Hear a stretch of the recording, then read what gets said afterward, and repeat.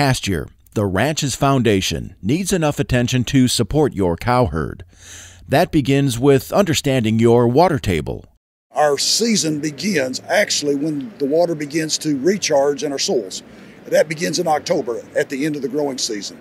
By the time we get to spring, we should have a certain amount of precipitation that is actually accumulated in the soil. And if we get an adequate amount, spring will come early.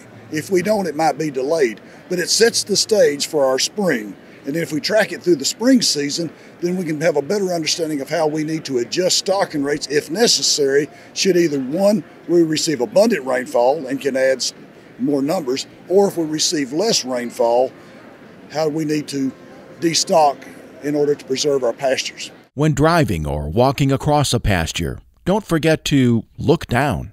Looking at what the residual looks like. Do we have adequate ground cover? Is it what we should expect? And is it in a condition that we want to be managing for improvement or to maintain? An intuitive ranch assessment should score those variables on a 4-point system with no midpoint or average. Either you're unfavorable or you're favorable condition, and then you can be at the extreme. So what we really want to be able to do is gauge ourselves to where over time we have more favorable conditions on all those variables, and then it tells us that our stocking rate's about where it should be. Take half, leave half is a good rule of thumb, but you have to monitor and record that to help set grazing thresholds. We've all got our iPhones. We really like to take pictures, but being able to take those pictures in an intentional manner where we're at the peak of the growing season and at the end of the growing season in the same locations on those key sites that we're really trying to manage will give us an indication over time how well our management is working toward the goals that we've established for our pastures.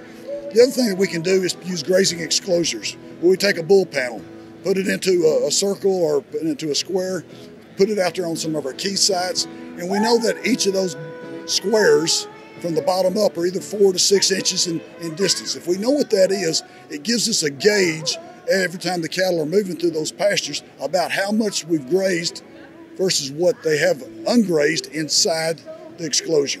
Doing something simple is better than doing nothing when it comes to pasture management. I'm Bob Cervera.